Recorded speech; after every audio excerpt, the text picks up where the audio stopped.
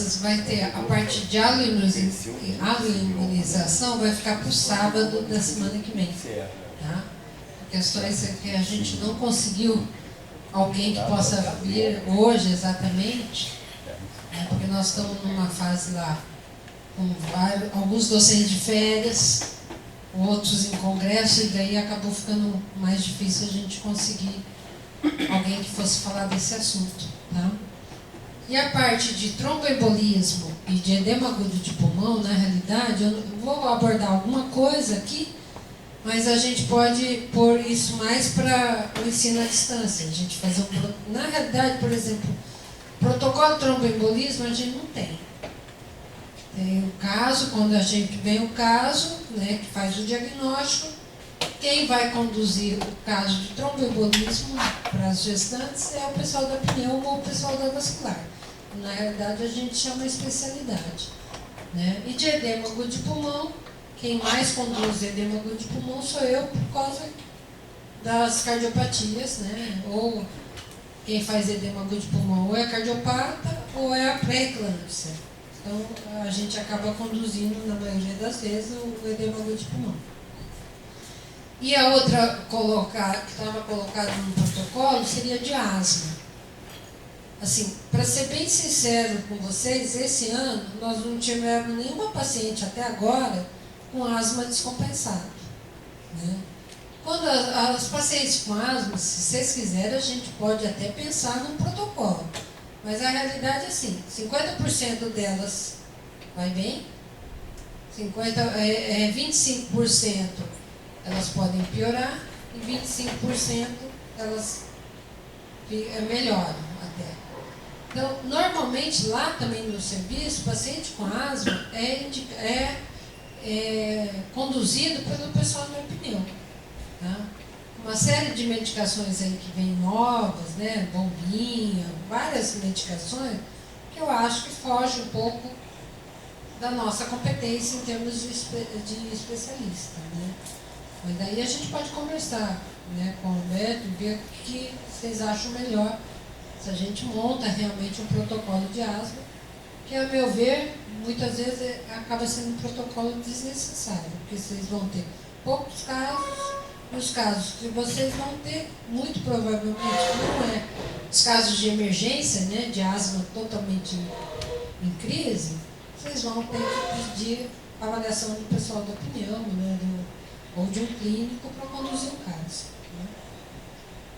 Então, o assunto de cardiopatia na gestação, só contando um pouquinho da história nossa, porque o Fábio participou dessa história, né? Eu e o Fábio fomos R3 no mesmo ano, e a gente foi os primeiros residentes do departamento a sair para conhecer essa especialidade, essa área. Né? Então, nós dois fizemos estágio no Dante Pazanese, e nós dois chegamos, depois no final da nossa residência, na realidade, no departamento, nós dois assumimos, enquanto residente, a área de cardiopatia e gravidez. Né? E criamos o serviço, eu e o Fábio, e junto com o pessoal da cardiologia, lá nós criamos esse ambulatório, esse serviço, né? No qual ele permanece, Fábio, até hoje. Né, a doutora Beatriz Matsubara, que era colega do cardiologista, que já se aposentou, mas temos outra cardiologista, que é a professora Silmeia, que está lá no ambulatório junto comigo. Né? Então, é um ambulatório que funciona já há 20 anos, né, na escola, e que é um ambulatório que tem um bom aprendizado para os residentes. Eu tenho um R3 da obstetrícia e um R3 da cardiologia junto, tocando esses casos de cardiopatia. Né? Então, por que a gente julga que esse...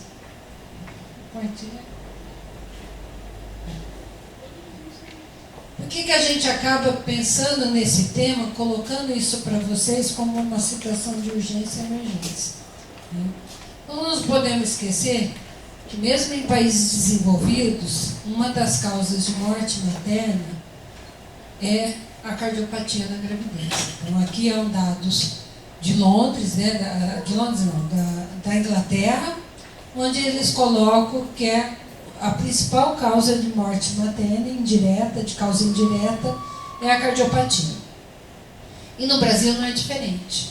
No Brasil, a principal causa de morte materna entra de causa indireta de morte materna, ou seja, de causa que não é ligado à gestação, mas é algo que leva à morte decorrente de alguma patologia que não ligada à gestação, é a cardiopatia. Então, a primeira causa de morte materna no nosso meio é a cardiopatia. Para isso, nós como especialistas, como obstetras, na realidade, não espero que ninguém de vocês saia conduzindo um caso de cardiopatia assim, sozinhos, né? Muitas vezes a gente vai precisar, sim, pedir ajuda para os cardiologistas, né? Só que eu acho, do ponto de vista obstétrico, a gente tem que responder essa pergunta: quem são as pacientes de maior risco, né? Se a gente fizer essa triagem, digamos assim, quem é as pacientes que realmente eu preciso me preocupar, já é um bom espaço, porque essa sim tem que ser conduzida junto com o cardiologista. Falando isso em termos práticos aqui para vocês, né? Diferente lá do hospital, né, no HC da faculdade, quem conduz esses casos graves no primeiro atendimento sou eu. Daí, muitas vezes eu peço realmente a assessoria deles. Mas para vocês que estão fora de um hospital universitário, acho que vocês têm que saber, ter ideia do que é grave, né? Do que é aquelas pacientes que realmente precisam de uma avaliação do cardiologista. Até porque alguns casos desses podem ter uma indicação de apoio terapêutico. Então a gente tem que saber disso, né?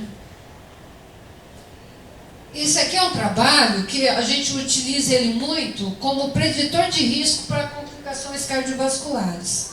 Tá? É um trabalho de um canadense, esse Sil, de 2006, onde ele avaliou 546 mulheres com 599 gestações. É um estudo multicêntrico, né? É um estudo que leva em consideração hospitais americanos, hospitais canadenses. São 13 hospitais. Daí ele determina quais são os casos mais graves, quais aquelas que são de predição de risco. Ou seja, paciente que chega com a classe funcional grau 2, né, classe funcional 2, antes da gestação. O que é classe funcional 2? É uma categorização que a cardiologia faz de insuficiência cardíaca. É aquela paciente que tem sintomas, né, principalmente de dispneia, aos grandes esforços, tá? Para moderados esforços. Significa assim, subir uma ladeira de 2 quarteirões de subida. Para quem conhece Botucatu sabe que a nossa geometria, a parte dos nossos é cheio de barranco, né? Ou seja, cheio de subidas. Se ela subir, chegar num quarteirão de subida com falta de ar lá em cima, é uma paciente que a gente considera a classe funcional 2. Ou cianose, né? Cianose, às vezes, a gente nem destaca, porque todo mundo sabe de vocês que uma paciente com cianose, a coisa está feia, né? Disfunção sistólica ventricular, ou seja, tem uma fração de ejeção menor que 40%. Isso só é determinado através do ecocardiograma. Não tem como a gente olhar para a paciente e falar, não, essa tem uma disfunção ventricular. Obstrução da via de saída do ventrículo esquerdo. Então, principalmente aquelas pacientes que têm história, traz para a gente história de estenose mitral ou estenose aórtica, de moderada para grave. Isso também é determinado pelo ecocardiograma. Tá? Antecedente de eventos cardíacos, ou seja, a paciente que conta para nós que antes da gravidez já teve um quadro de insuficiência cardíaca, ou um caso de tromboembolismo, ou um AVC, ou endocardite infecciosa, principalmente nas valvulopatas, ou um quadro de arritmias. Mas não é aquelas arritmias que é muito comum a gente ouvir da grávida falar assim, estou com batedeira. Né? Isso é frequente. Tá? Mas é aquelas arritmias que traz uma história de precisar de medicação, né? De precisar de uma intervenção. Tá? Principalmente arritmias ventriculares. Daí o que ele fez? Se a paciente não tem nenhum preditor de risco, ou seja, não tem nenhum desses fatores aqui, ela tem um risco de 5% de complicações cardiovasculares. Tá? Se ela tem pelo menos um preditor de risco, o risco dela de descompensar durante a gestação passa a ser de 27%. Se ela tem 2 preditores de risco, passa a ser 75%. Tá? De ela ter complicação ao longo da gestação. E eles consideram também, que nesses dados, dessas 546 mulheres, eles encontraram 3 óbitos. Né? Eles tiveram 3 óbitos maternos. Dentro desses 3 óbitos, quando eles avaliaram, elas tinham pelo menos um preditor de risco. Então, por isso que é hoje considerado um trabalho de excelência para a nossa literatura, porque ele te dá uma ideia. Se você está com uma paciente no consultório, se ela tiver qualquer um desses fatores de risco, né, de preditor de risco, você tem uma ideia se essa paciente vai descompensar ao longo da gestação ou não. Tá? E aí eu só trouxe para vocês, tem esse outro trabalho que é pela Organização Mundial de Saúde. Na realidade, tem esse trabalho, eles demonstraram o risco de contracepção e de gravidez em paciente cardiopata. Tá? Eu não vou aqui esquematizar todo quando se considera risco igual gestação normal, baixo risco, moderado risco, mas eu vou reforçar isso aqui. Essas pacientes que entrar dentro desses critérios são consideradas gestação de alto risco ou de paciente de risco de óbito. São os casos mais graves. Ou seja, são os casos que têm indicação prevista na lei para aborto terapêutico. Tá? Esse tipo de situações, você não precisa pedir autorização judicial para fazer esse aborto, né? Em termos legais, esse aborto. Basta ter 2 médicos assinando e uma carta, né, um documento que a paciente está autorizado, está ciente do risco e autoriza a realizar o aborto. Tá? Quem são elas? Paciente que tem a história de hipertensão pulmonar de qualquer etiologia. Hipertensão pulmonar, você pode dizer primária ou secundária. A secundária é aquela que é secundária a alguma doença, né? Ou seja, principalmente a cardiopatia. Tá? Aqui ele coloca como alto risco. O que a gente considera, o Ministério da Saúde, a hipertensão pulmonar de qualquer etiologia, mas principalmente a hipertensão pulmonar primária, ou se ela tem alguma cardiopatia que levou à hipertensão pulmonar de forma grave. Tá? Ou seja, quando a gente fala que a pressão na pulmonar é acima de 70, que é a delimitação. Que na realidade passa a ser chamado, essa paciente que tem hipertensão pulmonar grave, seja por alguma cardiopatia ou não, que é o que a gente fala quando tem inversão de Shunt. O que leva mais hipertensão pulmonar na gravidez, né? na mulher, é a síndrome de Eisenmenger, que a gente chama. É a paciente que tem um quadro, tem uma patologia, a CIV, por exemplo, tá?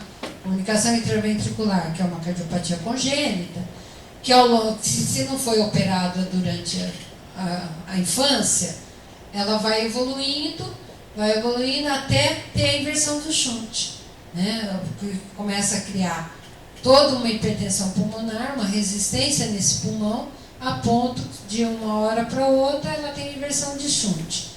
Então é uma cardiopatia acianótica que se transforma numa cardiopatia cianótica. Tá? Isso é extremamente grave.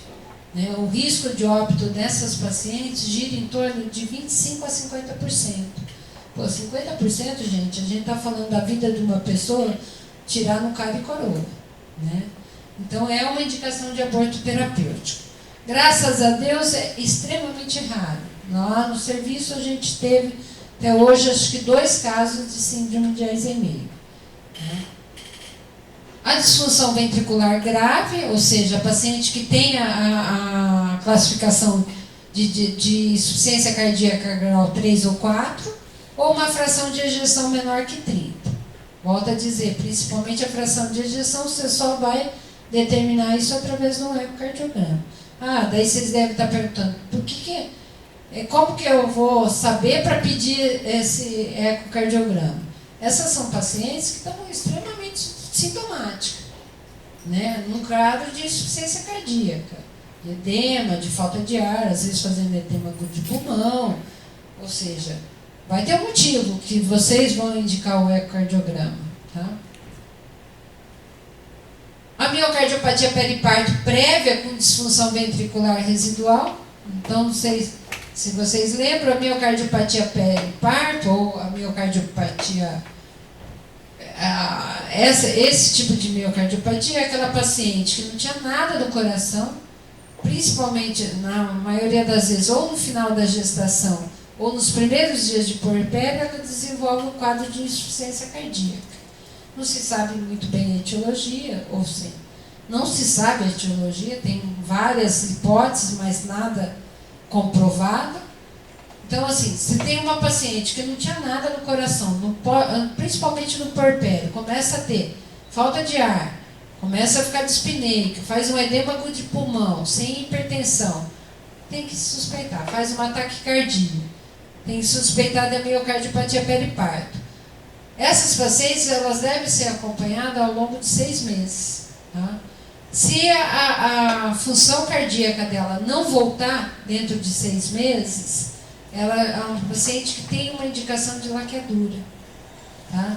Por quê? Porque essa paciente que mantém uma disfunção ventricular residual, uma próxima gestação, ela tem um risco de óbito aumentado. Tá? A paciente com estenose aórtica grave, e aqui eu coloco mais em cinza, estenose mitral moderada para grave. Porque isso aqui, que está em cinza, segundo a Organização Mundial de Saúde, ela categoriza como uma gestação de alto risco de óbito, e indica aborto terapêutico.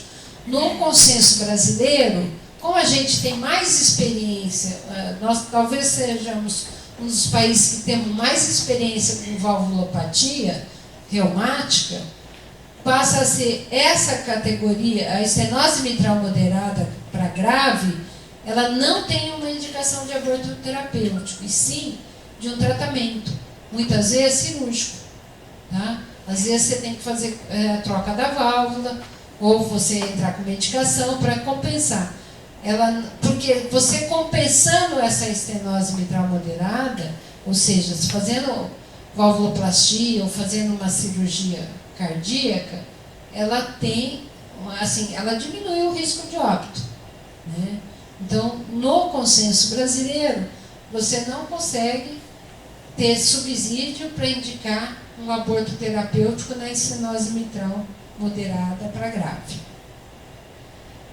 Síndrome de Marfan, que é uma patologia de colágeno, né? É uma doença de colágeno, e a aorta é rica de colágeno, né? E, consequentemente, se você tem a síndrome de Marfan com dilatação da aorta acima de 40 milímetros, também medido através do ecocardiograma, você tem uma indicação de aborto terapêutico, porque essa paciente tem um risco de óbito, principalmente na hora do parto, porque essa síndrome de Marfan é uma alteração do colágeno, ela tem um risco aumentado de secar a aorta, né? Uma aorta bem dilatada desse jeito, e isso vai levar a óbito se tiver uma dissecção de aorta, né?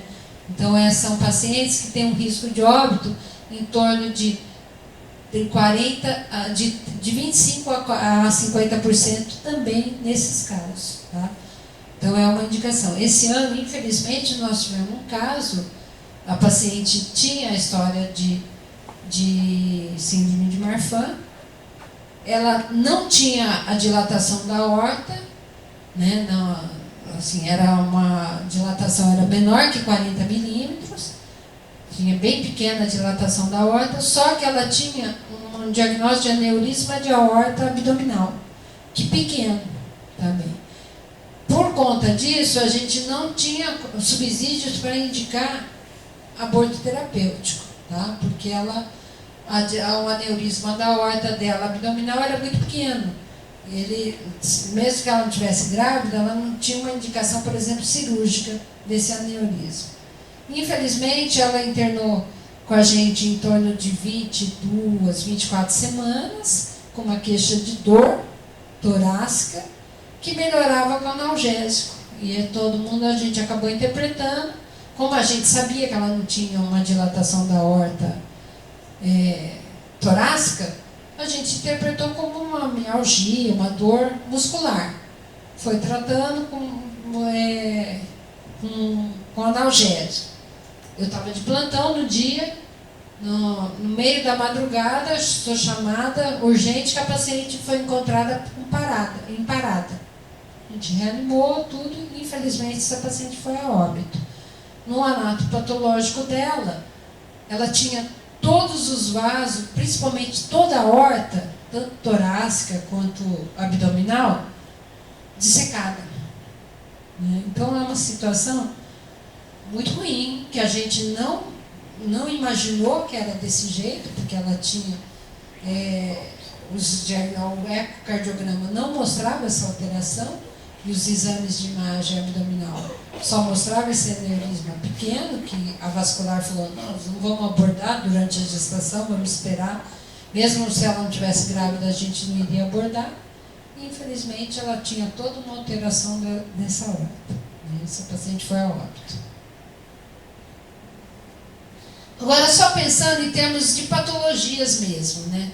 É complicado, às vezes, eu dar essa aula de cardiopatia, porque é diferente do diabetes, por exemplo. Você vai falar só de uma patologia de diabetes. Aqui, quando você fala de cardiopatia, você abre um leque de cardiopatias, né, de alterações. Então, por exemplo, a cardiopatia congênita se comporta diferente da reumática. Dentro das valvulopatias, a maioria são reumáticas, mas a estenose é uma coisa, a insuficiência é outra coisa. Então, a gente tem que sempre estar raciocinando sobre as alterações cardiovasculares que uma gestação normal leva, qual vai ser a implicação na paciente cardiopata. Então, sempre assim, mais ou menos bem clássico, a gente fala assim, a estenose é pior que a insuficiência para a gravidez, de uma maneira geral. Toda paciente que tem estenose, ela é pior do que a paciente que tem insuficiência. Por quê? Porque a paciente, a gestante, vai aumentar a frequência cardíaca, vai aumentar a volemia. Numa válvula estenosada, vai voltar para trás, né, o sangue, porque não vai conseguir ser mandado para frente. Diferente da insuficiência. Por quê? A insuficiência, o que acontece de forte na gestação? A queda da resistência periférica. Ou seja, se tem uma queda da resistência periférica, esse coração é muito mais fácil mandar o sangue para frente do que voltar o sangue para trás. Dá para entender isso? Então, por exemplo, você tem uma insuficiência aórtica, ela é melhor do que a estenose aórtica. Tá? Porque a insuficiência aórtica, com a queda da resistência vascular, com a dilatação da aorta, o que vai acontecer na hora que fecha essa válvula? Ela vai conseguir mandar mais sangue para a aorta, pela vasodilatação, do que voltar esse sangue para o ventrículo esquerdo. E a mesma coisa da insuficiência mitral. Com a vasodilatação é muito mais fácil mandar sangue para a aorta do que regurgitar para o átrio. Agora a estenose é diferente. Estenose mitral. Se você não vai para frente, né, a válvula não consegue abrir, abre parcialmente, o que acontece? Aumenta a pressão no átrio. Pressão no átrio aumentada, pressão aumentada no pulmão, edema de pulmão. Tá? Então, aí é que é colocado, em relação à mitral. Pelo aumento do débito, aumento da frequência, você diminui o tempo de enchimento do ventrículo. E com isso, aumenta a pressão no átrio esquerdo. Aumentou a pressão no átrio esquerdo, é uma séria candidata a ter uma insuficiência cardíaca, né? Ao edema agudo de pulmão. E se o átrio esquerdo está muito aumentado, esse átrio vai fibrilar. E tem mais chance de ter fibrilação atrial. Então, são as três principais complicações. São as três principais complicações no caso da estenose mitral, são as três complicações cardiovasculares que a gente pode ter durante a gravidez. Tá? O que a gente vai fazer, principalmente para estenose mitral moderada para grave? Né? A primeira coisa, a gente deve orientar uma restrição da atividade física. Não é que simplesmente assim, para fazer repouso. Não é para fazer repouso absoluto. Mas não é uma paciente que você vai falar para fazer atividade física, para correr, para subir ladeira, para fazer faxina em casa. Esse tipo de orientações tem que ser dadas. Inicialmente, a gente vai entrar com tratamento medicamentoso. Eu digo assim, a gente vai entrar? Não. A cardiologia vai entrar. Sabe? O cardiologista que vai ter esse domínio. Não adianta a gente imaginar como obstetra, e eu até tenho esse domínio, mas eu sou obstetra especializado nessa área. Agora, para quem é obstetra geral, isso aqui, todas essas medicações, o que a gente tem que saber como obstetra? Que pode ser dado. Agora, quem vai dar é o cardiologista. Quem vai acertar a dose de medicação é o cardiologista. Mas vocês têm que saber que um caso de estenose mitral moderada para grave não é para obstetra se meter a besta de cuidar sozinho. Porque senão a gente vai ter complicações. Tá? Beta-bloqueador pode ser usado? Pode. Ah, mas eu ouvi falar que o propanolol leva a restrição de crescimento. Ouviu falar em termos, são os trabalhos mais antigos que se relacionava o beta-bloqueador, né, principalmente o propanolol, com restrição de crescimento. Só que o que acontece aqui?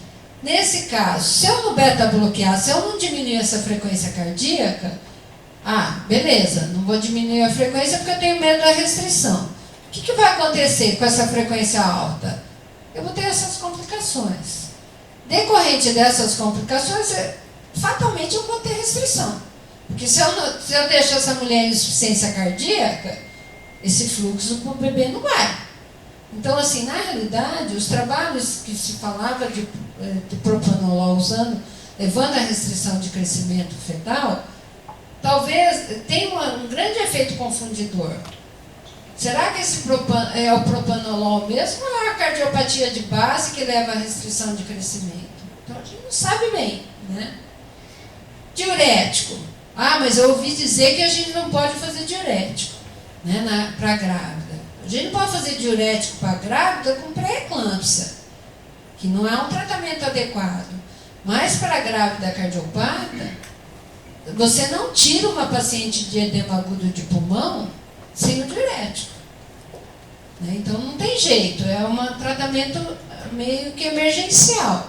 E algumas vezes, nós lá na cardiopatia e gravidez, a gente utiliza sim do diurético ao longo da gravidez. Tá? Mas pode levar a restrição? Pode levar a restrição, mas a gente vai monitorizar. Porque não adianta nada eu não entrar com diurético ou não entrar com propanolol, que essa paciente não vai conseguir levar a gravidez para frente. Digital, na presença de insuficiência cardíaca e de fibrilação atrial crônica. Mas volto a dizer, todas essas medicações têm que ser em conjunto com o cardiologista. Tá? Tratamento intervencionista. Então, o que nós temos para fazer? Na realidade, o que é preconizado? Estenose mitral grave, isso é uma determinação que é através do ecocardiograma, eles medem a área valvar, eles medem uma série de outras coisas, e eles dão uma nota para a válvula, que a gente brinca, que é que nem o índice de bicho, porque a gente faz, eles têm um índice, um score da válvula, para indicar se pode abrir essa válvula pelo balão, ou válvuloplastia percutânea, que durante a gestação é o mais indicado, por menor risco, né? Você não vai abrir o peito da paciente, mas vai depender desse score, para você conseguir fazer a valvuloplastia percutânea. Para vocês entenderem o que é essa valvuloplastia, é que nem quando a gente passa balão para indução de parto, para preparo de colo. Eles fazem o cateterismo, vai pela veia femoral, chega lá no átrio direito, faz o furinho do átrio direito para o átrio esquerdo, vai lá na válvula mitral e insufla um balão e abre essa válvula. Então, no caso de estenose mitral grave. É uma indicação para estenose mitral grave estando na gestação. Porque para ela levar, ela é um paliativo, ela não é curativa. A paciente vai ainda precisar, muitas vezes, de uma cirurgia cardíaca. Mas é só para levar ao longo da gestação, para dar tempo da gestação. Lá no serviço a gente ainda não faz a valvuloplastia por balão, né? Em grávida se faz valvuloplastia em não gestante. Quando a gente tem esses casos, a gente encaminha ou para a USP ou para o Dante Pazanese para ser realizado esse procedimento. Ou cirurgia cardíaca. Obviamente, cirurgia cardíaca é muito mais agressiva, né? Você tem um risco de perder o bebê na hora da extracorpórea, né? Eu e o Fábio tivemos a oportunidade de assistir algumas cirurgias cardíacas no Dante Pazanese, né? Onde eles trocavam a válvula, na época trocavam a cirurgia de pele a pele, era 2 horas e meia, né? Mas com o cirurgião cardíaco altamente capacitado para isso, porque quanto menos ela poder ficar na extracorpórea, melhor para a garantia do bebê. Em termos de estenose aórtica, quando ela está associada a outras valvulopatias, principalmente a mitral, a gente categoriza como valvulopatia reumática, né? Agora, quando ela não tem nenhuma, tem a estenose aórtica pura, como que a gente sabe se é congênita ou reumática? Primeiro, se ela tem história ou não tem história de doença reumática na infância. Mas o que também fala a favor de estenose aórtica congênita é se ela tiver a válvula bicúspide, que também é uma alteração no ecocardiograma que vai dar para nós. Daí vocês devem estar pensando assim, mas é importante saber se é reumático ou congênita? No pré-natal é importante. Ao longo do tratamento não vai mudar muito, mas se ela é reumática, ela tem que tomar bezetacil durante o pré-natal. Tá? Obstrução da via de saída, associado com o aumento do débito cardíaco, da frequência cardíaca, você vai aumentar a pressão do ventrículo, né? E isso também pode levar a edema agudo de pulmão, arritmia e insuficiência. Tá? Então, novamente, a estenose é pior do que a insuficiência. Quando você tem uma estenose aórtica moderada, se ela é assintomática ou oligossintomática, a única orientação que acaba sendo feita é repouso, um repouso relativo, ou quando tem um aumento da frequência, a gente beta bloqueia essa frequência. Quando ela tem a estenose aórtica grave, sintomática, ela é uma das indicações de aborto terapêutico, né? Estenose aórtica sintomática, ou uma indicação de correção durante a gestação. Tá? Em relação às cardiopatias congênitas, como eu já falei, nós dividimos em acianótica e cianótica, né? Logicamente, dá para entender que a cianótica ela é muito mais grave do que a cianótica, né? Então, a doença vai depender se é cardiopatia congênita corrigida ou não. Na maioria das vezes, cardiopatia corrigida, ela repercute, a cianótica corrigida, é como se ela não tivesse grávida. É paciente considerada de baixo risco. Então, assim, não adianta a gente ficar batendo carimbo de gravidade na testa da paciente quando ela não é. Tá? Então, o CIA corrigido na infância, o PCA corrigido na infância, essa mulher pode engravidar e ela vai ter a mesma evolução do que uma não cardiopata. Olhar se tem comprometimento da função ventricular, se tem a presença da cianose. A cianótica, a coartação da aorta é algo que nos preocupa. Tá? Como eu já falei, que cursa mais ou menos que nem a história da síndrome do Marfan com o aneurisma de aorta. Tá? Coartação de aorta com a presença desse aneurisma é uma indicação de aborto terapêutico. Ausência de aneurisma, repouso e controle da pressão. Porque se essa pressão subir, por exemplo, coartação de aorta, que está assintomática, né? E não tem aneurisma, mas se ela fizer pico hipertensivo, vai ter, nessa local da coartação, tem mais risco de ter uma dissecção de aorta. Lembrando que pela embebição gravídica, a coartação de aorta tem risco de dissecar essa aorta. Em relação às cianóticas, nós temos esses dois tipos que são os mais... São raros, mas dentro das cardiopatias cianóticas são as mais frequentes. Né? A tetralogia de Fallot e a síndrome de Eisenmenger, que eu já falei para os senhores. Tetralogia de Fallot, a grande maioria, elas já estão corrigidas.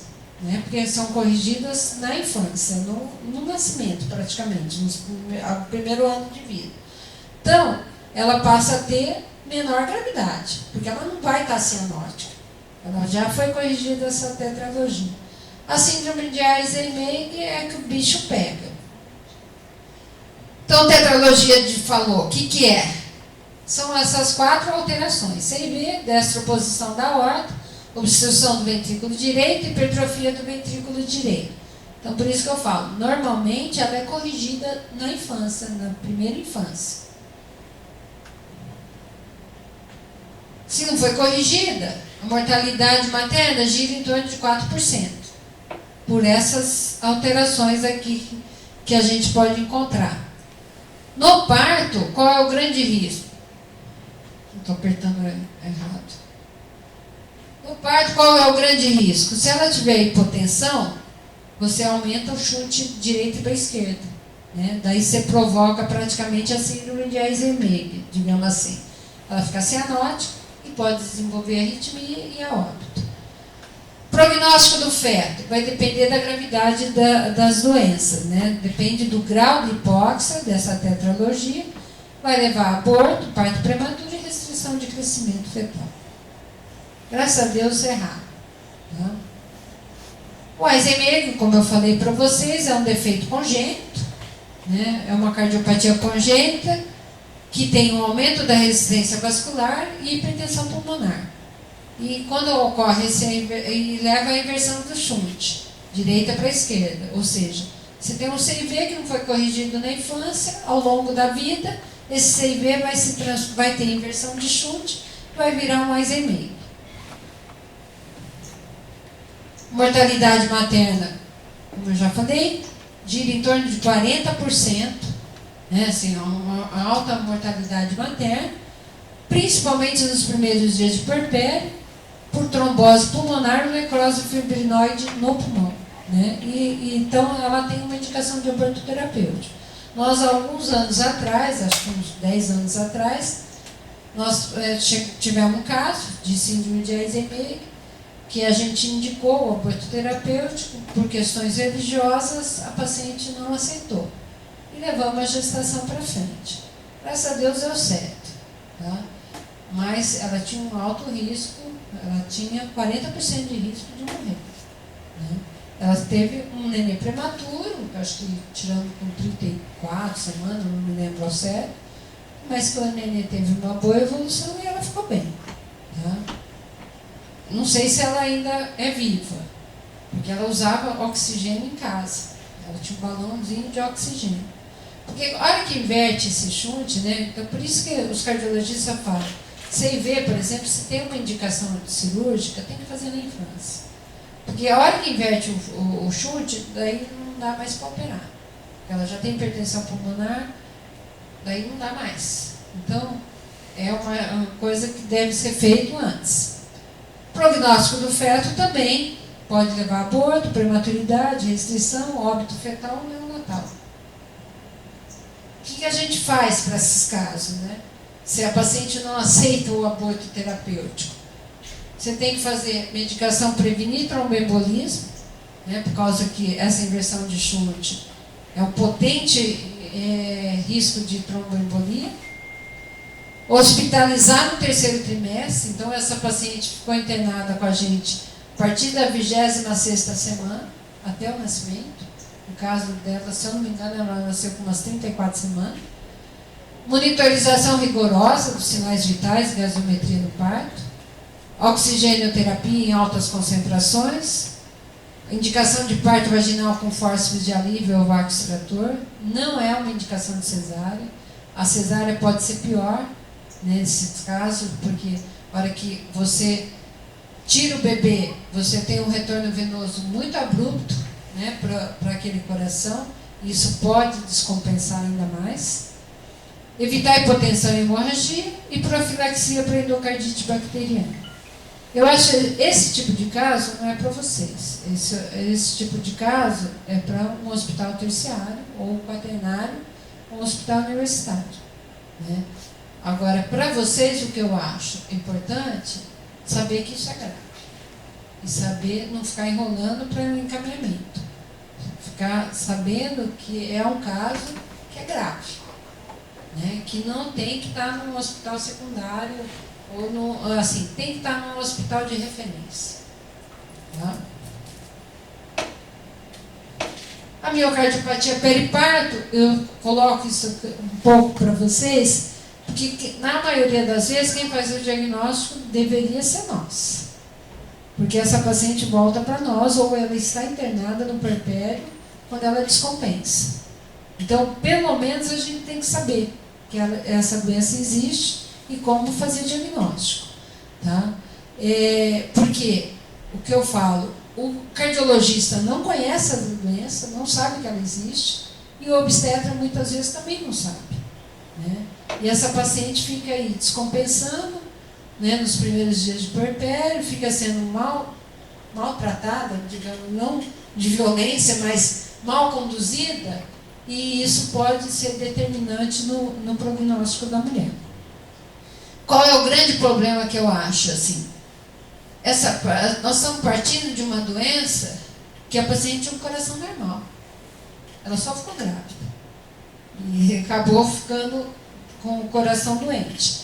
Então, toda vez que você tem um quadro de insuficiência cardíaca, sem uma cardiopatia prévia, você não tinha nada no coração, ela desenvolve um quadro de insuficiência cardíaca, ou seja, de dispneia, aumento da frequência cardíaca, sem nada de antecedente, sem estar hipertensa, sem ter nenhum motivo de desenvolver esse quadro de insuficiência cardíaca, a gente tem que pensar, principalmente no final da gestação, mas o mais comum é nos primeiros dias de puerpério, mas na literatura traz, no final da gestação, no último trimestre, até o 5º mês de puerpério, você tem que pensar nessa doença.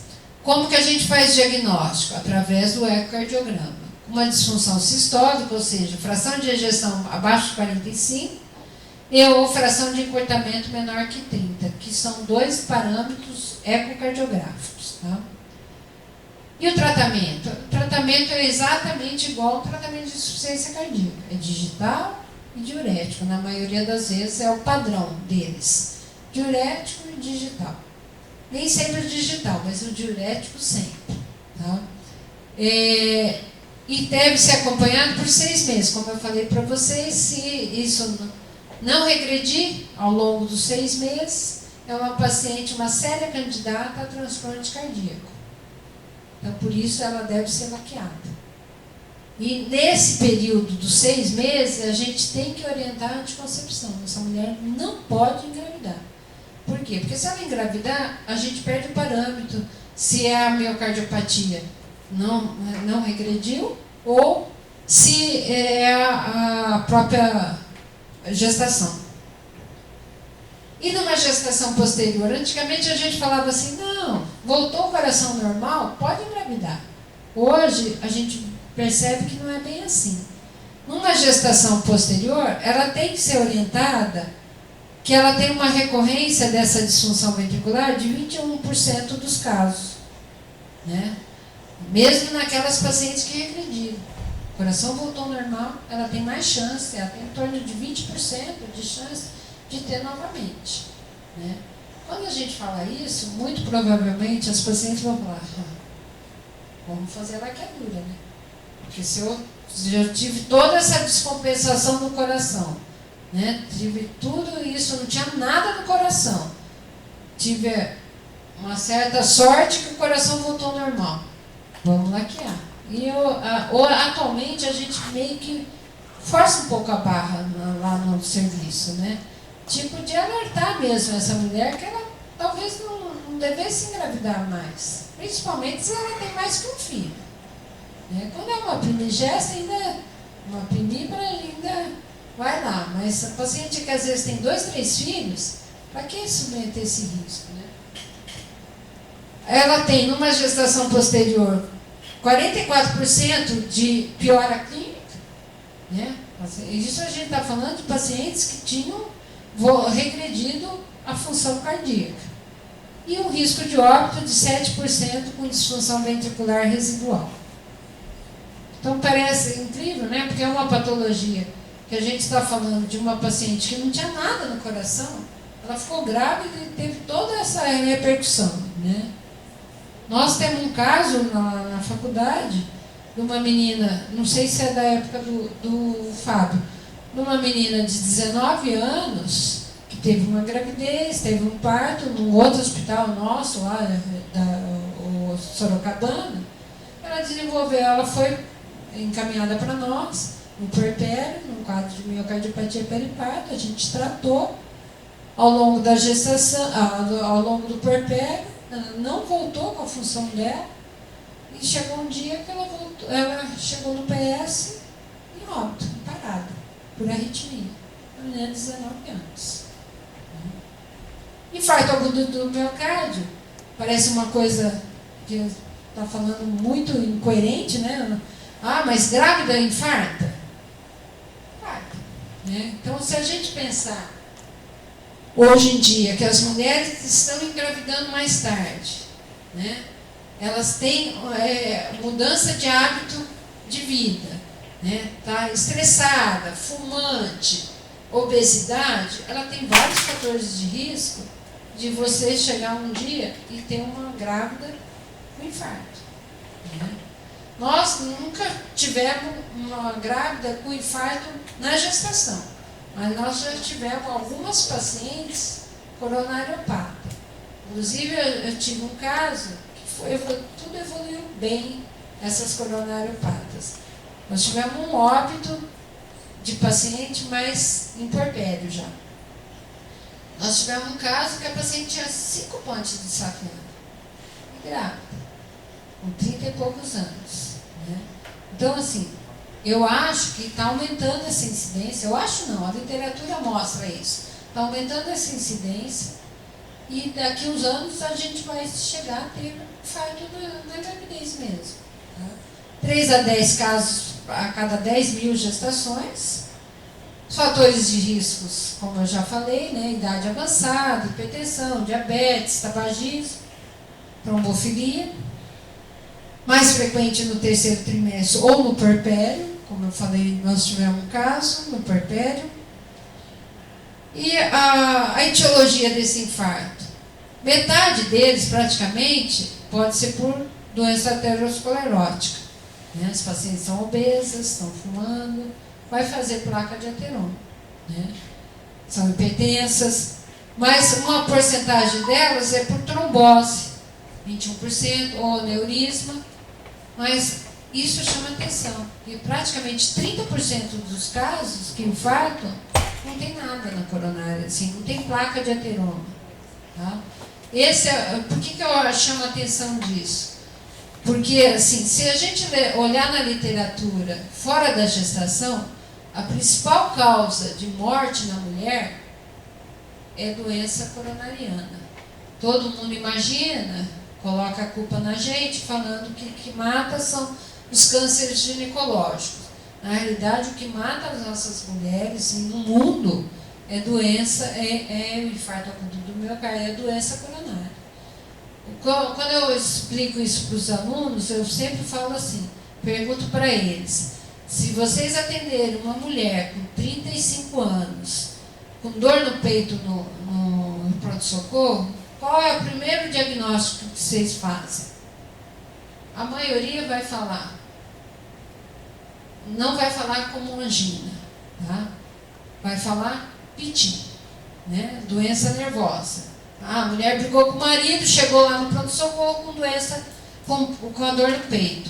Sequer faz um eletro. O que faz para essa mulher? Dá um diazepam e manda embora. Tá? O homem, eu faço essa mesma pergunta, um homem de 35 anos que chega no pronto-socorro com dor no peito, qual é a primeira hipótese que o povo faz? Infarto. Corre um eletro. Dose enzima. Então, a mulher, ela infarta, não é por placa de ateroma. Assim, uma porcentagem elevada, ela infarta por doença, por vasoespasmo na coronária. E ela é muito negligenciada. A dor no peito da mulher é muito negligenciada. Ou a dor de estômago, que pode ser uma dor de angina, ela é muito negligenciada. Né? E por isso, talvez seja um dos motivos que demora o tratamento, demora para fazer o diagnóstico, demora o tratamento e essas mulheres vão a óbito. E o tratamento de infarto é igual a não gestante. Agora, aqui eu só vou fazer algumas recomendações que eu acho isso interessante, talvez seja uma das partes menos maçantes dessa aula, que são as recomendações para quando vocês têm uma paciente cardiopata durante o pré-natal.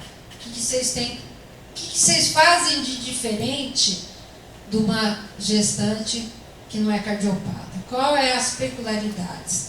Uma das coisas, uma restrição de sódio e de atividade física com critério. Ou seja, naquelas pacientes que tenha está com grau de insuficiência cardíaca, grau 2 para 3, ela deve ser indicada a restrição de sódio. Ah, mas não pode levar a restrição de crescimento? Pode, mas com critério e vendo, porque não adianta nada, não leva a restrição, você não tira o sódio dela, o que vai acontecer? Ela vai ficar edemaciada, vai descompensar, vai fazer edema de pulmão, vai fibrilar. Então você não vai ter restrição de crescimento, mas você vai ter uma mãe morta ou um bebê, você perdeu o bebê por outro motivo. Tá? Então uma restrição de sódio e de atividade física. Controle de ganho de peso. Então, para essas pacientes, elas realmente não podem engordar exageradamente. Então tem que ter um controle de peso. E quando ela está ganhando muito peso, prestem atenção se não é edema. Porque algumas vezes é edema e não de ganho de peso mesmo. Suplementação de ferro aqui, a gente acaba sendo um pouco mais incisivo. Por quê? Porque se essa cardiopata fizer anemia, esse coração vai ficar mais, vai sofrer mais. Então a gente faz uma suplementação de ferro para isso. Prevenção e controle de infecção, principalmente nas valvulopatas. Porque para uma valvulopata, se ela tiver uma infecção de urina, uma infecção dentária, uma infecção em qualquer lugar, essa bactéria pode ir lá e fazer uma endocardite bacteriana. Então, a gente sempre é mais incisivo, às vezes, no tratamento de infecções para cardiopata, principalmente nas valvulopatas. Cigarro, não precisa falar, né? Principalmente nas cardiopatas.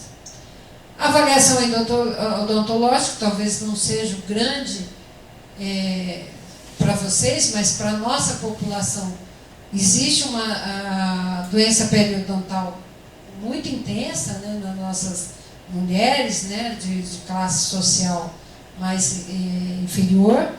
Então, todas as cardiopatas, com certeza, saem do nosso pré-natal com uma cartina para o dentista.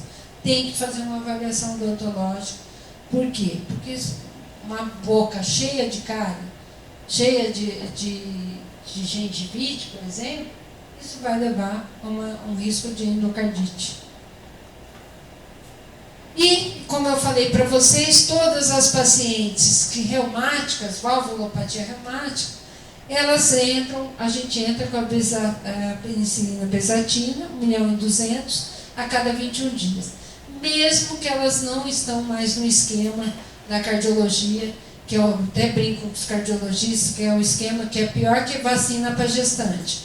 Todo ano muda, ou vacina para criança. Cada vez eles têm um protocolo. Agora eles estão com um protocolo que é até, se eu não me engano, se a paciente já teve algum surto reumático, ela vai tomar bezetacil a vida inteira. Tem vezes que eles falam até 40 anos. Tem outro protocolo até 18 anos. Então, mas não interessa. Pela Sociedade de Cardiopatia e Gravidez, preconizado brasileira, toda paciente que tenha valvulopatia reumática deve ser reintroduzida a bezetacil a cada 21 dias. Sem choro, sem verbo. Por que disso? E não adianta fazer outro tipo de penicilina. É a bezetacil sim. Pelo risco de essa mulher, estando grávida, ter um surto reumático ao longo da gestação. Tá? Se a paciente tiver um surto reumático durante a gestação, primeiro, difícil o diagnóstico, porque todas as provas reumáticas que se faz têm alteração só pela gestação. Segundo, se ela já tem cardiopatia reumática, se ela tiver novo surto, com certeza a cardiopatia vai piorar. Então, nesse ponto, a gente, infelizmente, não dá para ter dó. Vou prescrever a bezetacil. Vai prescrever a bezetacil, vai informar para a paciente que ela tem um benefício muito grande de tomar essa bezetacil a cada 21 dias, para evitar piora da doença. Tá? Avaliação de medicação em uso. Então, obviamente, a gente tem que avaliar as medicações em uso, porque dependendo, algumas medicações, por exemplo, inibidor da ECA é contraindicado à gravidez, algumas medicações cardiológicas são contraindicados. E em relação aos procedimentos cardiológicos, na grande maioria deles, não tem uma contraindicação o fato de ela estar grávida. Obviamente, por que eu falo isso? Às vezes, por exemplo, a cardioversão, né? Uma paciente que chega no pronto-socorro, estando grávida, com uma vibração aguda, por exemplo, é uma indicação de cardioversão, fora da gravidez e na gravidez. Tá? Implante de marca-passo, paciente que chega por um bloqueio total, tem indicação, estando ou não gestante. Tá? Valvuloplastia e cirurgia cardíaca, eu já falei. Em relação à cirurgia cardíaca, só um adendo, tanto da cirurgia quanto da valvuloplastia, o melhor período é em torno do segundo trimestre de gestação, ou seja, de 18 até umas 23, 24 semanas de gestação. Por quê? Porque daí a gente, primeiro que ela, na maioria delas, não descompensa até então, porque o aumento do débito cardíaco ainda é pequeno, então ela, no primeiro trimestre ela vai bem. E a gente fazer nessa época, você diminui o risco de aborto e diminui o risco também, não pode fazer muito depois, primeiro que ela vai descompensar e aumenta muito o risco de trabalho de parto prematuro. Então, a idade gestacional ideal, logicamente que isso não é nós que vamos determinar, e sim os cardiologistas, mas seria em torno de 18 a 22 semanas. Intercorrência obstétrica. A grávida cardiopata pode romper bolso? Pode. Né? É ruim romper bolsa numa cardiopata? Obviamente que é. Né? Principalmente na valvulopata. Por quê? Porque ela vai aumentar o risco de infecção. Né? E essa infecção ir lá atacar o coração. Então aumenta o risco de endocardite. Né? E trabalho de parto prematuro, muito cuidado.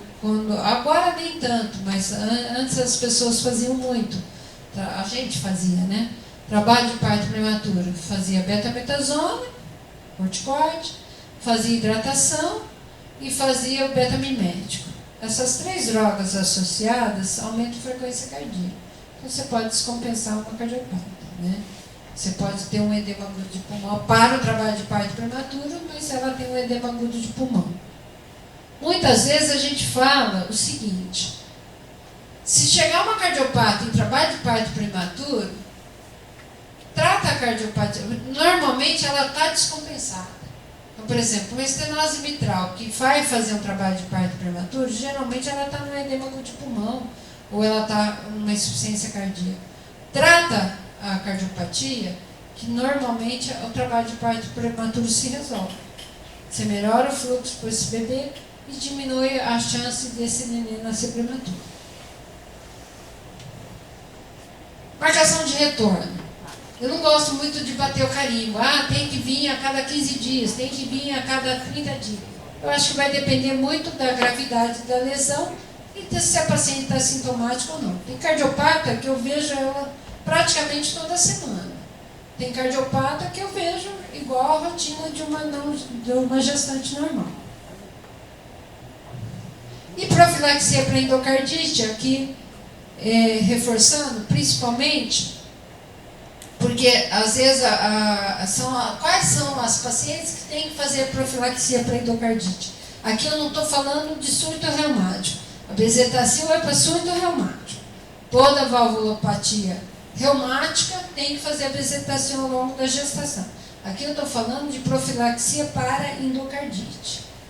No momento do parto, né, ou no momento de um tratamento dentário, são essas pacientes que precisam fazer profilaxia. Ou seja, prótese cardíaca, endocardite bacteriana prévia, cardiopatia congênita cianótica não corrigida, cardiopatias congênitas corrigidas, com enxertos de material protéticos, e cardiopatias congênitas corrigidas com permanência de defeito residual. Isso deve constar na maternidade. Nesse protocolo, a gente tem que pôr quem são as pacientes que têm que fazer profilaxia na hora do parto. Então, pense o seguinte, para ficar um pouco mais fácil: toda paciente que tem turbilhonamento de fluxo, toda paciente que é cardiopata, que tenha sopro, na grande maioria delas, tem indicação de fazer essa profilaxia. Por quê? Porque esse turbilhonamento de fluxo, se ela tem uma infecção, né, se ela tem um quadro de bacteremia, a bactéria vai lá e aloja nessa válvula que está tendo esse turbilhonamento de fluxo. Tá? E eles falam assim, essa aqui é toda a preconização do Colégio Americano. Praticamente o que a gente segue é isso que eu falei para vocês, tudo que tem turbilhonamento de fluxo, ou seja, valvulopatias adquiridas, cardiopatias congênitas acianóticas e a cardiomiopatia hipertrófica, que na grande maioria das cardiomiopatia hipertrófica, não sei se vocês lembram dessa doença, aquela doença que matou aquele jogador de futebol do São Caetano, que morreu jogando, né? Serginho. Tá? O que ele tinha era uma cardiopatia hipertrófica, que às vezes é de origem genética, né? Tem caráter familiar. É que na grande maioria dessas pacientes que têm cardiomiopatia hipertrófica, elas têm um quadro, o coração fica tão hipertrofiado que ela tem uma diminuição, uma obstrução da via de saída do ventrículo, tá? Pelo septo está hipertrofiado. E isso ela se comporta mais ou menos como uma insuficiência aórtica. Então, ela tem uma indicação de profilaxia. E como a gente faz essa profilaxia? Quando a gente tem que fazer? Durante a gestação, toda vez que a paciente for fazer um procedimento dentário. Ou se a paciente tem uma infecção gastrointestinal, geniturinária, né, que necessita manipulação. Ou seja, por algum motivo vai ter que fazer uma cistoscopia, entendeu? Ela tem uma indicação, qualquer procedimento cirúrgico na realidade, né? Como que a gente vai fazer? O preconizado é a amoxicilina 2 gramas de 30 a 60 minutos antes do procedimento, tá? E se ela é alérgica à amoxicilina, nós podemos lançar a mão da cefalexina, 2 gramas, 1 hora antes do procedimento, ou a clindamicina ou a azithromicina. O que a gente mais vê frequente é tratamento dentário. Porque essas pacientes têm que fazer um tratamento dentário, né, as cardiopatas, e elas, o que a gente pede para o dentista? Que faça o tratamento dentário um menor número de sessões. Né? Então, tem que tratar uma cárie, que trate de 2, 3 cáries ao mesmo tempo, no mesmo dia. Por quê? Porque cada vez que ela for ao dentista, ela vai ter que tomar esse antibiótico. Né? Então, a gente, que é o mais comum, o resto é muito menos frequente você ter. E depois, aqui, peraí, só. Em relação, no momento do parto, o que é preconizado, parto cesárea, não tem dúvida que você tem que fazer. Hoje, em relação ao parto vaginal, existe uma interrogação. Principalmente se você não fizer episiotomia. Se não fizer episiotomia, não deve fazer um antibiótico. Tá? Agora, se for um parto vaginal com episiotomia, daí a gente recomenda o uso do antibiótico. Na cesárea não se tem dúvida, tem que fazer a profilaxia. Que forma que a gente faz? Ampicilina ou amoxicilina, 2 gramas CV, meia hora antes do procedimento. Tá? Meia hora, 1 hora antes do parto. Associado a gentamicina, 1 miligrama, 1,5 miligrama por quilo de peso, não excedendo 120 miligramas. Normalmente a gente acaba fazendo uma ampola em torno de 80 miligramas. Tá? Esse é o antibiótico profilático antes do parto. Tá? 30 minutos antes do parto. E depois do parto, 6 horas após o parto, nós vamos fazer ampicilina ou amoxicilina, 1 grama EV, né, ou VO. Normalmente a gente acaba fazendo EV porque ela está com acesso, né? Então acaba sendo melhor. Isso não pode ser esquecido. Tá? Para isso, você fez a cesárea, você fez esse antibiótico, você está cobrindo a endocardite bacteriana e você está cobrindo a infecção puerperal. Então não precisa fazer outra medicação para profilaxia da infecção puerperal. Tá? Agora, o que não pode é fazer a profilaxia da infecção puerperal e achar que você está fazendo a profilaxia para endocardite também. Não é. Tá? 6 horas pós-parto. Aí, se é alérgica, você pode usar a vancomicina aí no pós-parto ou a gentamicina.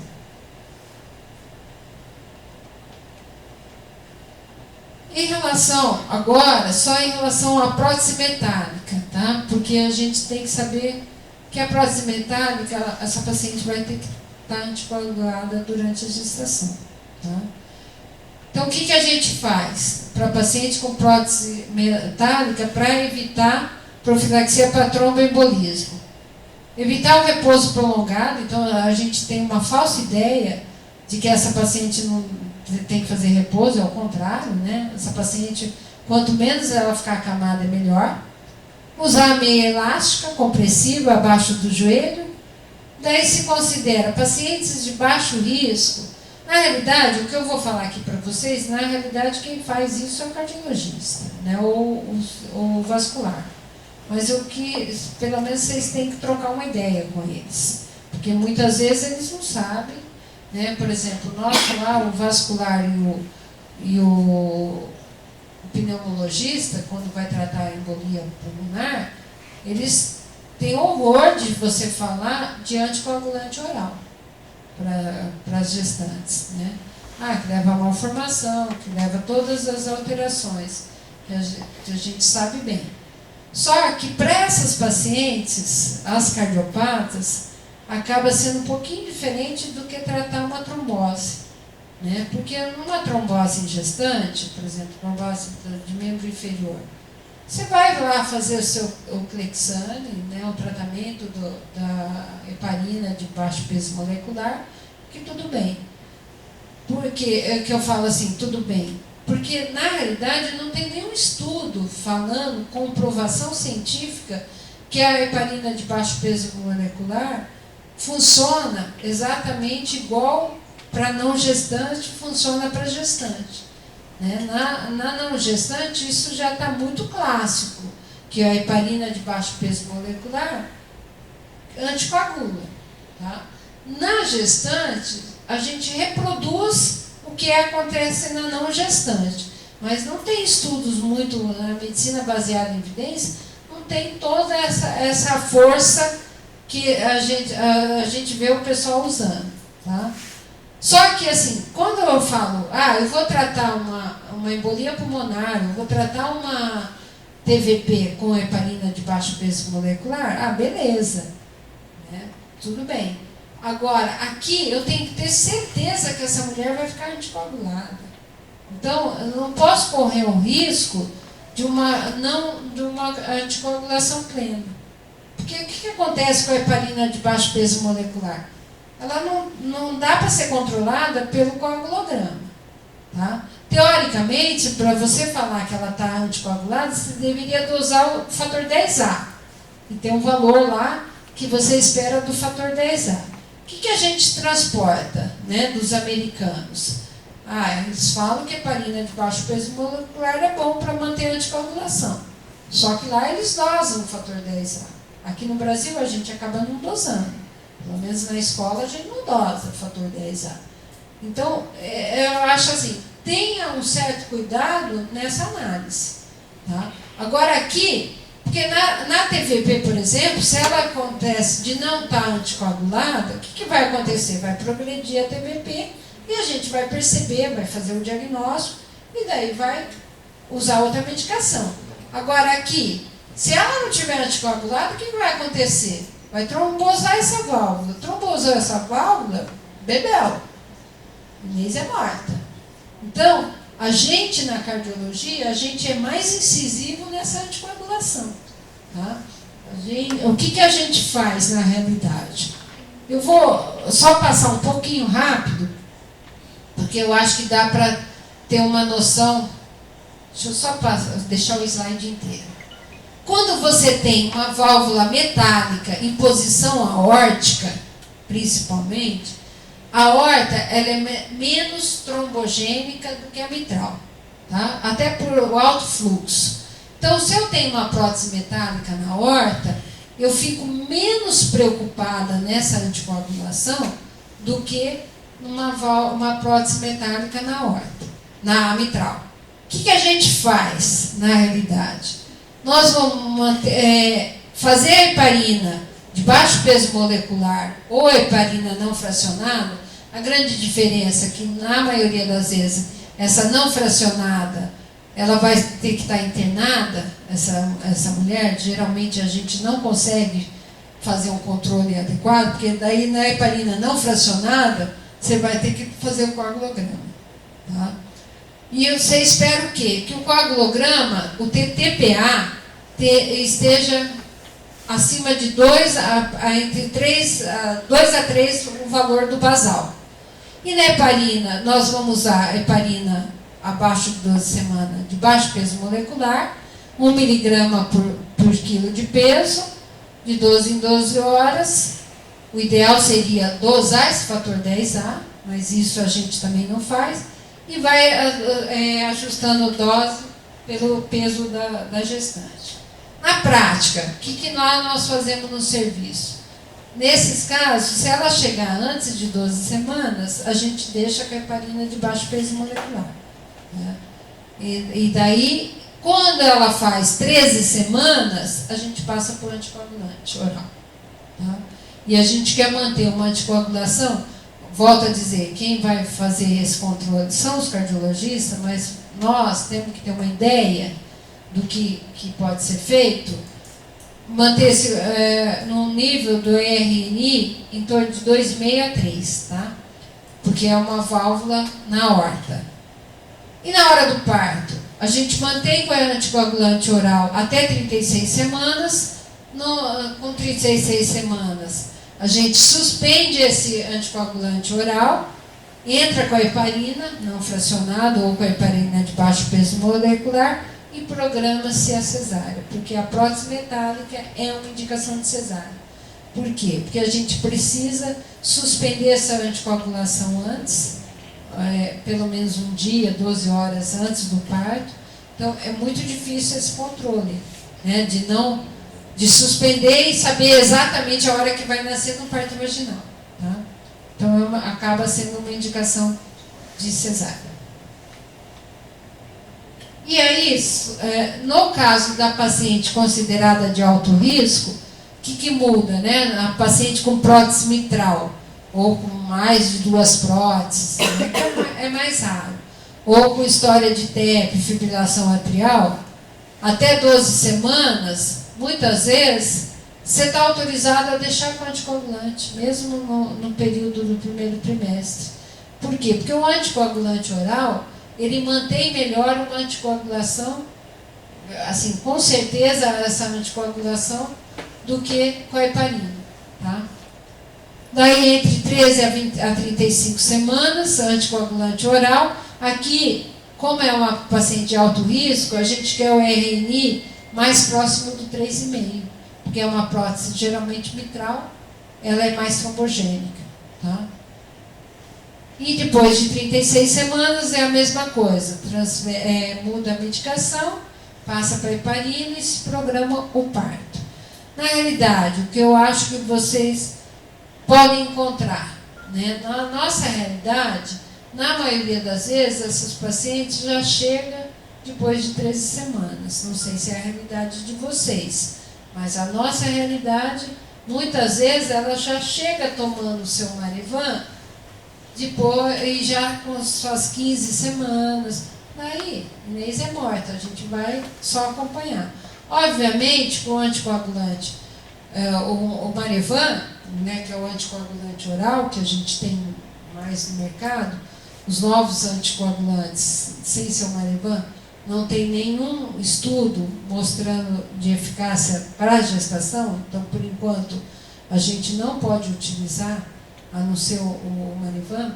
Não é porque eu não estou fazendo propaganda da droga, mas é a droga que a gente tem ainda para a gente utilizar.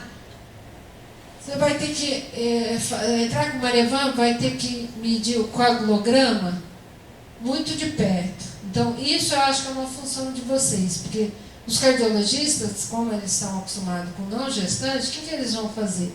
Acertar a dose e marcar um retorno, um coagulograma daqui 1 mês, 2 meses. Para a grávida não dá assim, não dá certo, porque a gente não sabe os fatores de coagulação, como que é o perfil de fatores de coagulação da gravidez. Né? O que a gente percebe lá no nosso serviço, essas pacientes com prótese metálica, a gente às vezes vê semanalmente, porque a gente colhe o coagulograma hoje, por exemplo, com 20 semanas, está ótimo, está anticoagulado.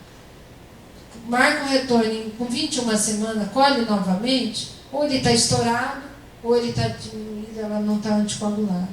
Então, tem uma variabilidade muito grande. Então, o cardiologista que falar para vocês, não, vou pedir coagulograma por mês, está errado. Ele não sabe o que ele está falando. Entendeu? Ajuste da droga é muito difícil de ser realizada com anticoagulação da gestante. É completamente diferente da não gestante. Tá? Por isso que, às vezes, eu fico muito preocupada com o uso do anticoagulante, com a heparina de baixo peso molecular. O que eu falo para os residentes é a tranquilidade da ignorância. A gente tem certeza que ela está anticoagulada, aposta que ela está anticoagulada, mas, na realidade, a gente não sabe se ela está anticoagulada. Né? Principalmente nas questões da paciente com prótese. E lembrar que nas pacientes de baixo de risco, a gente associa também a aspirina. Tá? E no parto? Então, como eu falei, a gente vai suspender essa heparina não fracionada, ou heparina de baixo peso molecular, 24 horas antes do parto. Se você não suspendeu, o anestesista não faz anestesia. Essa é a realidade. Pelo menos lá no serviço, eles têm muito medo da paciente que está anticoagulada. Né? Não, teoricamente, eles até falam na literatura que a via de parto é obstétrica. Mas eu digo para vocês, a realidade não é essa. Né? A realidade que a gente tem, a gente suspende e acaba virando faz uma cesárea. Mesmo lá no nosso serviço, a grande tendência é de fazer cesárea. Porque qual é o meu grande medo? Tudo bem, ela não tem uma indicação de cesárea, mas o meu medo é assim, ela faz suspende esse anticoagulante, eu vou lá induzir o parto, esse parto nasce de madrugada, né? Onde a paciente vai sangrar, a paciente vai ter algumas complicações, eu acho muito mais perigoso. Então, na grande maioria das vezes, de fato, a gente acaba operando. E no puerpério, você deve reiniciar a heparina não fracionada ou de baixo peso molecular em torno de 6 horas pós-parto. Sempre lembrar, fez cesárea nessa paciente, deixa o dreno. Porque você não vai se arrepender de deixar o dreno, mas com certeza você vai se arrepender de não deixar. Porque essas pacientes, como elas vão tomar esse anticoagulante, ela tem um risco maior de ter um hematoma de parede, daí vai só complicando a situação, né? Então deixa um dreno que você não vai se arrepender. E introduzir o anticoagulante oral após 24 horas do parto, daí novamente vai se acertando a anticoagulação. Porque ela não deixou de ter risco, o risco dela não diminuiu ainda dessa prótese, se ela não tiver anticoagulada, de trombosar. Né? Trombose de prótese metálica, na grande maioria vai a óbito. Se ela não estiver no hospital, vai a óbito. É uma coisa muito grave.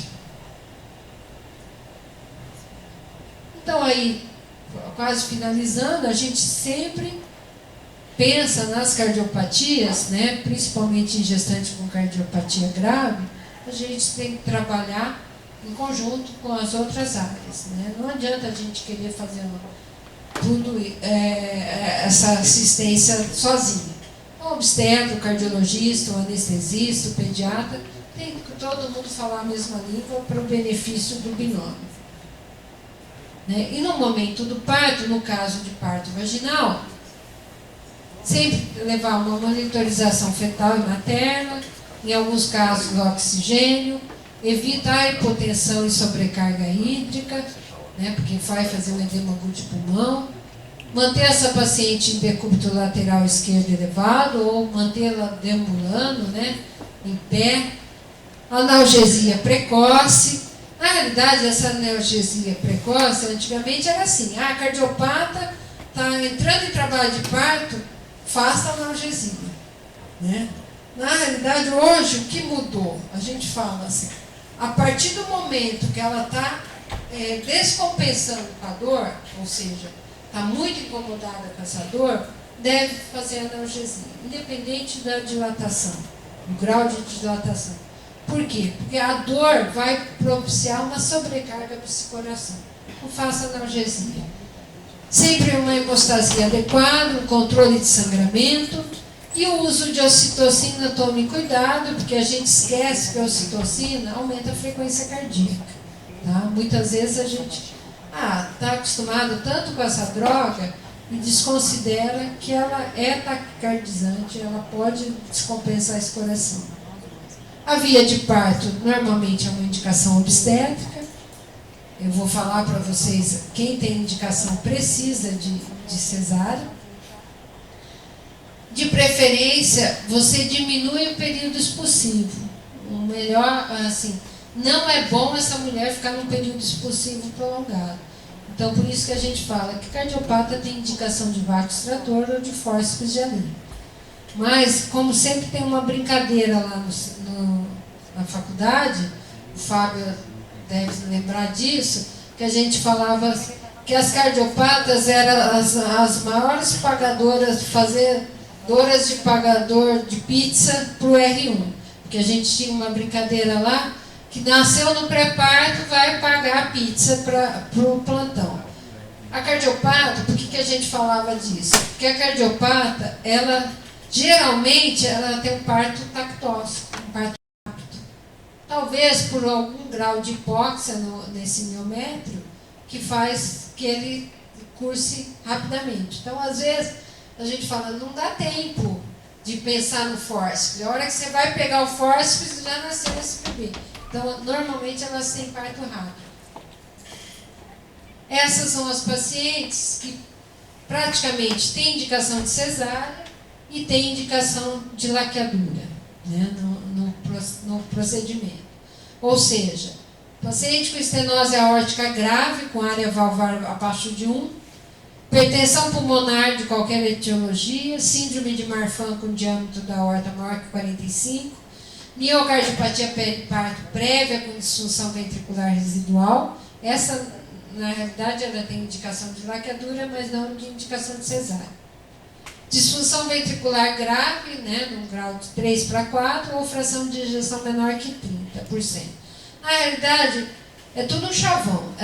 Na maioria desses casos, não deveria ter ficado engravidado, deveria fazer aborto terapêutico. Se você não faz aborto terapêutico, você tem que resolver a gestação por laqueadura e por cesárea, com laqueadura no procedimento. Aqui é o que é previsto na lei. Tá? Essas pacientes não devem engravidar mais. Mesmo que elas falem assim, mas meu marido vai fazer vasectomia. Não, eu brigo com elas assim, eu sou extremamente feminista, mas nessa situação, quem não pode engravidar é você.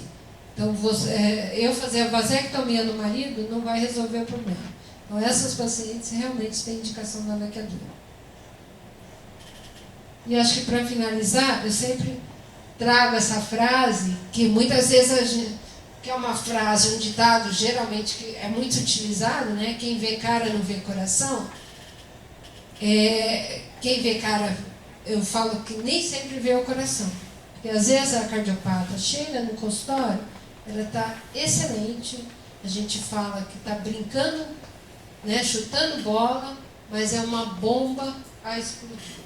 Né? Tem esse caso dessa paciente que foi a óbito esse ano, que tinha síndrome de Marfan. Ela entrou na consulta no começo da gravidez, chutando bola, nunca teve nada, quando teve, parou e morreu. Então, assim, eu sempre falo isso para os alunos, quem vê cara nem sempre vê o coração. Mas talvez a gente, como obstetra, que examina o coração, a gente pode estar salvando 2 vidas. Então, no caso novo, uma das recomendações que eu reforço sempre para vocês, na primeira consulta, examine o coração. Tá? Mas, nossa, Vera, eu não lembro mais como ausculta, né? Assim, qual é a ausculta?